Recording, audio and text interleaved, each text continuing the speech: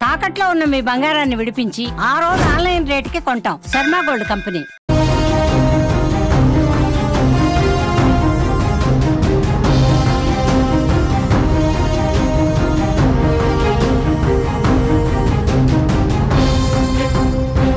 పహల్గామ్ ఉగ్రదాడి అనంతరం పాక్ పై భారత్ కఠిన చర్యలు తీసుకుంటోంది. దాయేదిపై ఆంక్షలను విధిస్తోంది. సింధు నదీ జలాల ఒప్పందం అమలు నిలిపివేత, అటారీ వాఘా సరిహద్దు మూసివేతతో పాటు పాక్ పౌరులను భారత్ నుంచి గెంటేసింది. భారత్ పై తప్పుడు వార్తలు వండివార్చే పనికి మాలిన 16 యూట్యూబ్ ఛానల్స్ ను, ట్విట్టర్ అకౌంట్స్ ను నిలిపివేసింది. తాజాగా ఆ దేశానికి తిక్క కుదిర్చేలా వారి విమానాలు భారత్ గగనతలంపై ప్రయాణించకుండా నిర్ణయం తీసుకుంది. ఈ మేరకు సంబంధించిన నోటంను జారీ చేసింది. ఏప్రిల్ 30 నుంచి మే 23 వరకు ఈ నిర్ణయం అమల్లో ఉంది. దీంతో ఇతర దేశాలకు వెళ్లే పాక్ విమానాలు ఇకపై మన గగనతలం మీదుగా ప్రయాణించలేవు.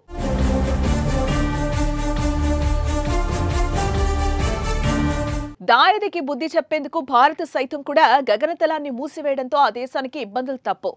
ప్రస్తుతం పాకిస్తాన్లో చికెన్ $798.89, కిలో బియ్యం $339, డజన్ గుడ్లు $332, లీటర్ పాలు $224. ఈ ధరలు చాలు పాకిస్తాన్ పరిస్థితి ప్రస్తుతం ఎలా ఉందో అర్థం చేసుకోవడానికి. ఆర్థిక సంక్షోభంతో ఆ దేశం ఇప్పటికే కొట్టుమిట్టాడుతోంది. ఆహార ధరలు భారీగా పెరిగాయి. ఇప్పటికే తీవ్రంగా కుదేలైన పాకిస్తాన్ ఆర్థిక వ్యవస్థతో భారత్ గగనతలం మూసివేయటం మరిన్ని కష్టాలను తెచ్చిపెట్టింది. ఆ దేశ విమానాలు కౌలాలంపూర్ సహా మలేషియాలోని ఇతర నగరాలు, సింగపూర్, థాయిలాండ్ వంటి ప్రాంతాలకు వెళ్లాలంటే ఇప్పుడు చైనా, శ్రీలంక గుండా దూర ప్రయాణం చేయాల్సి ఉంటుంది. దీంతో ప్రయాణ సమయం పెరగడమే కాదు, భారీగా ఆర్థిక భారం కూడా. ఇప్పటికే ఆర్థిక ఇబ్బందుల్లో కూరుకుపోయిన పాక్ ఎయిర్లైన్లకు ఇది మరింత భారం. ఖర్చు తడిసి మోపుడవుతోంది.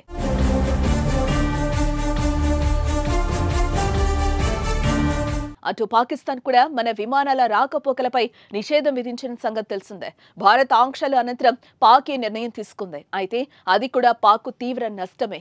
వారానికి సగటున 800 అంతర్జాతీయ విమానాలు పాక్ గగనతలం మీదుగా వెళ్తున్నాయి. ఈ మార్గం వాడిన ప్రతి విమానానికి పాక్ ఓవర్ ఫ్లైట్ ఫీజు వసూలు చేస్తోంది.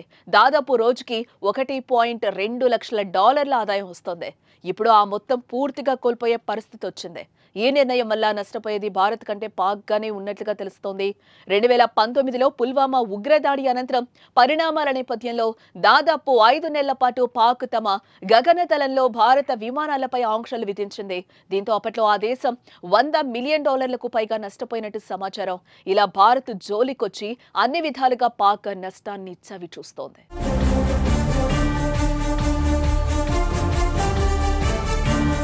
మరోవైపు పహల్గామ్ దాడికి ప్రతీకారం తీర్చుకునేందుకు భారత్ చూస్తోంది. సీమాంతర ఉగ్రవాదాన్ని పెంచి పోషిస్తున్న పాకిస్తాన్ పై ఆంక్షలు విధించడమే కాదు, మరింత గట్టిగా బుద్ధి చెప్పేందుకు సర్వం సిద్ధం చేస్తోంది. ఉగ్రవాదాన్ని అంతం చేయడమే లక్ష్యంగా చర్యలు తీసుకునే అవకాశం కనిపిస్తోంది. ఈ నేపథ్యంలో ఒకవేళ యుద్ధం అనివార్యమై భారత్ దాడి చేస్తే మాత్రం పాక్ పని ఖతమే.